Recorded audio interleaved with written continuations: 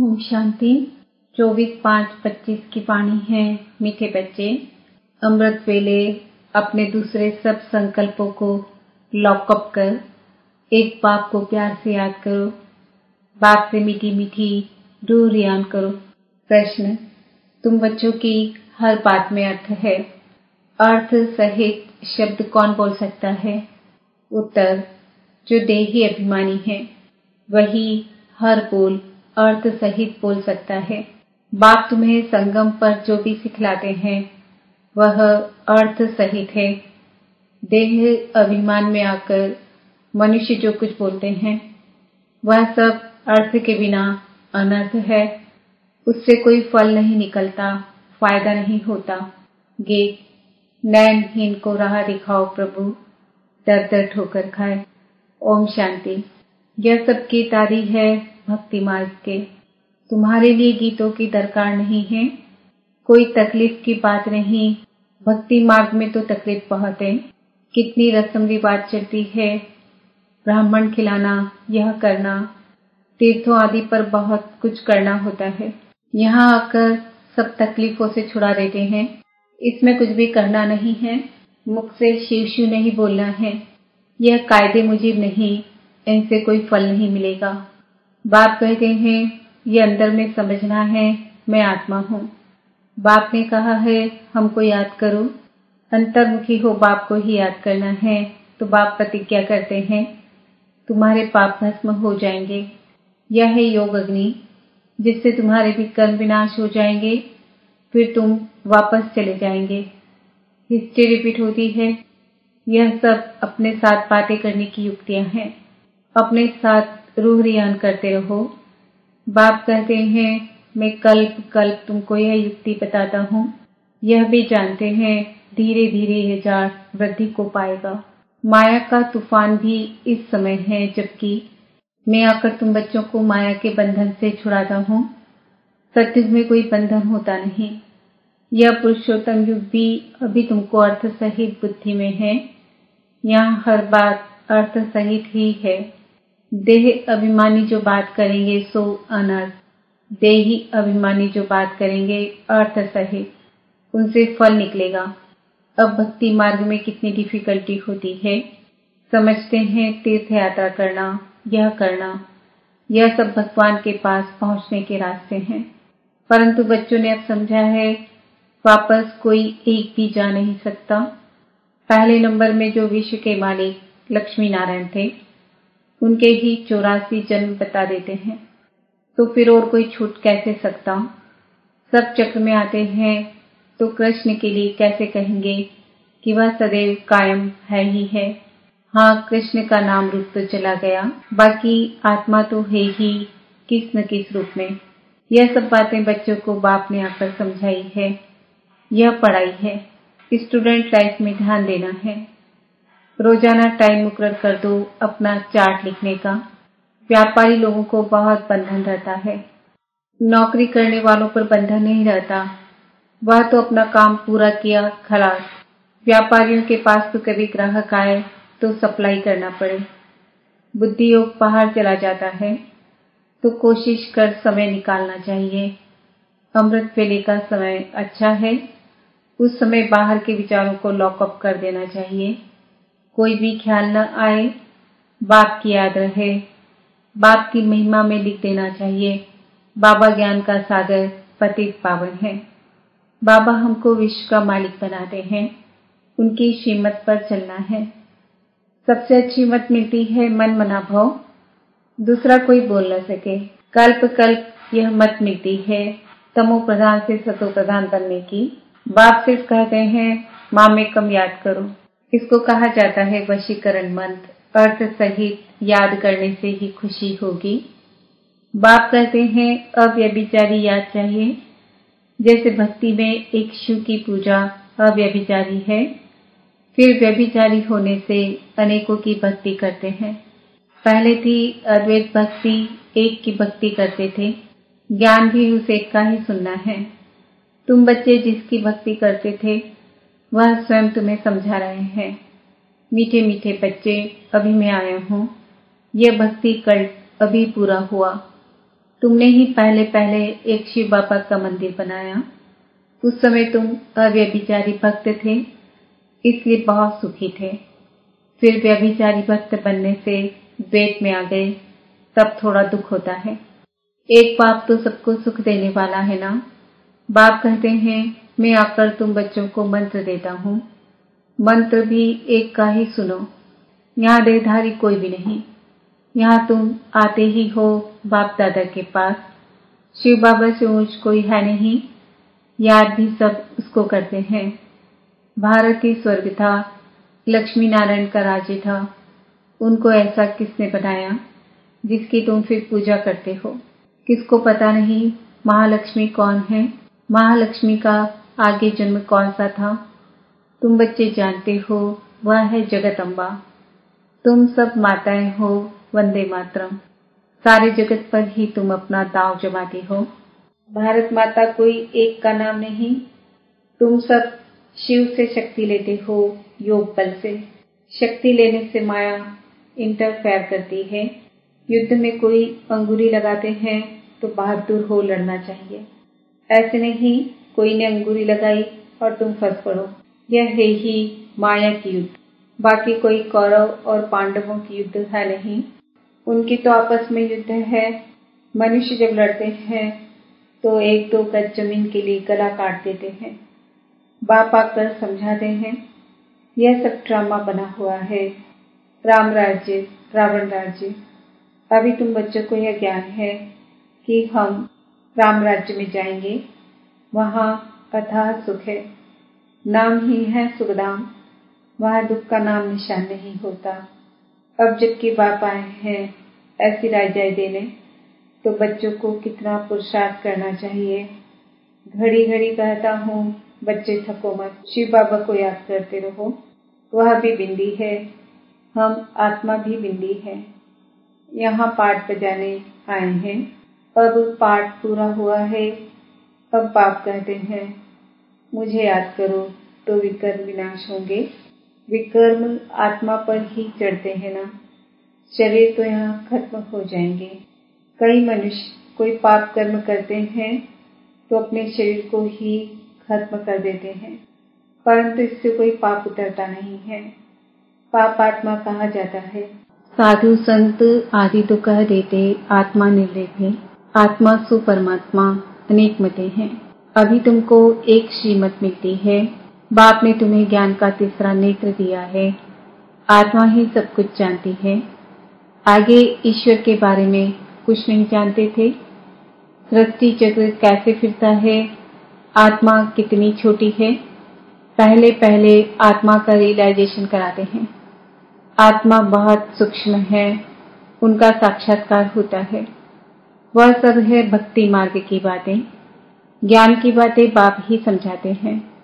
वह भी प्रकृति के बीच में आकर बैठते हैं बाजू में। यह भी झट समझ लेते हैं। यह सब है नई बातें जो बाप ही बैठकर समझाते हैं। यह पक्का याद कर लो, भूलो नहीं। बाप को जितना याद करेंगे उतना विकर्म विनाश होंगे। विकर्म विनाश होने पर ही आधार है तुम्हारे भविष्य का। तुम बच्चों के साथ साथ भारत खंड भी सबसे सौभाग्यशाली है। इन जैसा सौभाग्यशाली दूसरा कोई खंड नहीं है। यहाँ बाप आते हैं। भारत ही हेवन था, जिसको गार्डन ऑफ अल्लाह कहते हैं। तुम जानते हो बाप फिर से भारत को फूलों का बगीचा बना रहे हैं। हम पढ़ते ही हैं वहां जाने के लिए, साक्षात्कार भी करते हैं। यह भी जानते हैं कि यह वही महाभारत लड़ाई है। फिर ऐसी लड़ाई कभी लगती नहीं है। तुम बच्चों के लिए नई दुनिया भी जरूर चाहिए। नई दुनिया थी ना, भारत स्वर्ग था। 5000 वर्ष हुए, लाखों वर्ष की तो बात ही नहीं। लाखों वर्ष होते तो मनुष्य अनगिनत हो जाए। यह भी कोई की बुद्धि में नहीं बैठता कि इतना हो कैसे सकता, जबकि इतनी आदमशुमारी नहीं है। अभी तुम समझते हो, आज से 5000 वर्ष पहले हम विश्व पर राज्य करते थे और खंड नहीं थे। वह होते हैं बाद में। तुम बच्चों की बुद्धि में यह सब बातें हैं और किसकी बुद्धि में बिल्कुल नहीं है। थोड़ा भी इशारा दो तो समझ जाए। बात तो बरोबर है। हमारे पहले जरूर कोई धर्म था।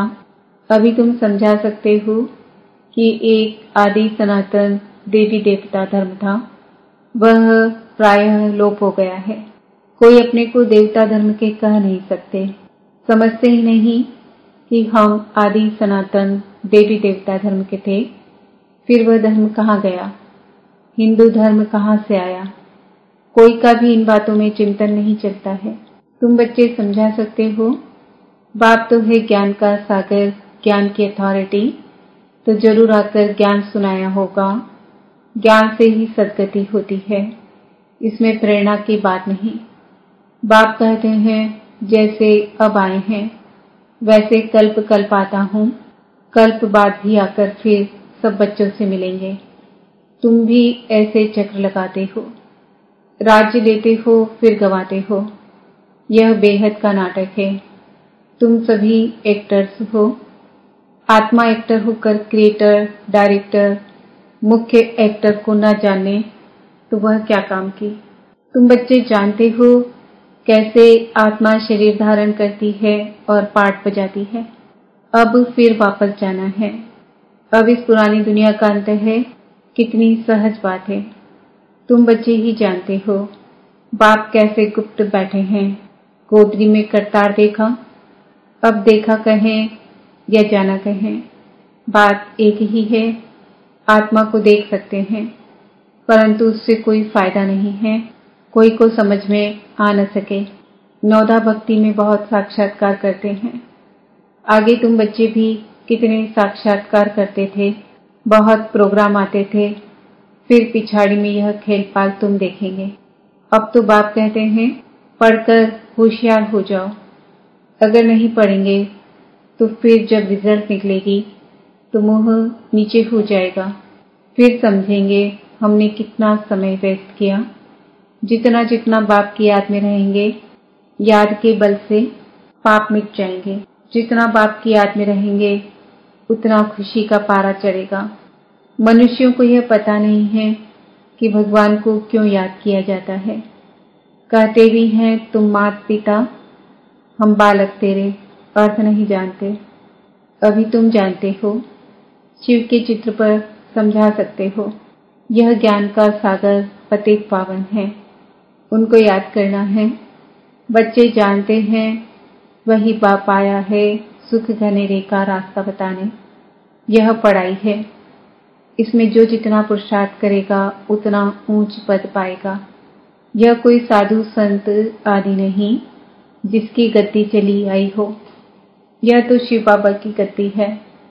ऐसे नहीं यह जाएगा दूसरा कोई गद्दी पर बैठेगा। बाप तो सबको साथ ले जाएंगे। कई बच्चे व्यर्थ ख्यालातों में अपना समय व्यस्त करते हैं। सोचते हैं खूब धन इकट्ठा करें, पुत्र पोते खाएंगे, बाद में काम आएगा, बैंक लॉकर में जमा करें, बाल बच्चे खाते रहेंगे। परंतु किसको भी गवर्नमेंट छोड़ेगी नहीं, इसलिए उसका जास्ती ख्याल न कर अपनी भविष्य कमाई में लग जाना चाहिए। अब बच्चों को पुरुषार्थ करना है। ऐसे नहीं कि ड्रामा में होगा तो करेंगे। पुरुषार्थ बिगर खाना भी नहीं मिलता, परंतु किसकी तकदीर में नहीं है तो फिर ऐसे ऐसे ख्यालात आ जाते हैं। तकदीर में ही नहीं है तो फिर ईश्वरी तदबीर भी क्या करेंगे। जिनकी तकदीर में है वह अच्छी रीति धारण करते और कराते हैं। बाप तुम्हारा टीचर भी है, गुरु भी है, तो उनको याद करना चाहिए। सबसे प्रिय बाप टीचर और गुरु ही होते हैं, उनको तो याद करना चाहिए। बाबा युक्तियां तो बहुत बतलाते हैं। तुम साधु संत आदि को भी निमंत्रण दे सकते हो। अच्छा, मीठे मीठे सिकिलदे बच्चों प्रति माता पिता बाप दादा का याद प्यार और गुड मॉर्निंग। रूहानी बाप की रूहानी बच्चों को नमस्ते। हम रूहानी बच्चों की रूहानी माता पिता बाप दादा को याद प्यार, गुड मॉर्निंग, नमस्ते, ओम शांति। धारणा के लिए मुख्य सार, पुरुषार्थ कर अपनी भविष्य कमाई में लग जाना है। ड्रामा में होगा तो कर लेंगे, यह कहकर पुरुषार्थहीन नहीं बनना है। सारे दिन में जो भी पाप होते हैं या किसी को दुख देते हैं तो नोट करना है, सच्चाई से बाप को सुनाना है। साफ दिल बन एक बाप की याद से सब हिसाब चुकतू करने हैं। वरदान, ताज और तख्त को सदा कायम रखने वाले निरंतर स्वतः योगी भव। वर्तमान समय बाप द्वारा सभी बच्चों को ताज और तख्त मिलता है। अभी का यह ताज व तख्त अनेक जन्मों के लिए ताज तक प्राप्त कराता है। विश्व कल्याण की जिम्मेवारी का ताज और बाप दादा का दिल तक सदा कायम रहे तो निरंतर स्वतः योगी बन जाएंगे। उन्हें किसी भी प्रकार की मेहनत करने की बात नहीं, क्योंकि एक तो संबंध समीप का है, दूसरा प्राप्ति अखूट है। जहाँ प्राप्ति होती है वहाँ स्वतः याद होती है। स्लोगन, प्लान बुद्धि से प्लान को प्रैक्टिकल में लाओ तो सफलता समाई हुई है। आज का समान है, मैं आत्मा निरंतर स्वतः योगी हूँ। आज के व्यक्ति इशारे, रूहानी रॉयल्टी और प्यूरिटी की पर्सनालिटी धारण करो। दुख अशांति की उत्पत्ति अपवित्रता से होती है। जहाँ अपवित्रता नहीं वहाँ दुख अशांति कहाँ से आई। आप सब पतित पावन बाप के बच्चे, मास्टर पतित पावन हो, तो जो औरों को पतित से पावन बनाने वाले हैं वह स्वयं तो पावन होंगे ही। ऐसी पावन पवित्र आत्माओं के पास सुख और शांति स्वतः ही है। सबसे बड़े से बड़ी महानता है ही पावन बनना। आज भी इसी महानता के आगे सभी सिर झुकाते हैं। ओम